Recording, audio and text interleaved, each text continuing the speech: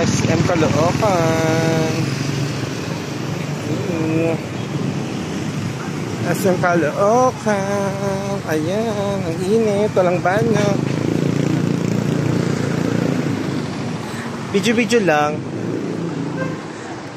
Walang banyo! Sarado pa! Okay.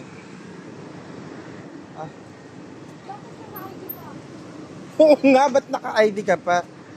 Punta lang ako sa harap. Wala sarado pa eh. Okay, punta tayo sa harap. Parang maganda-ganda mag-picture-picture dito.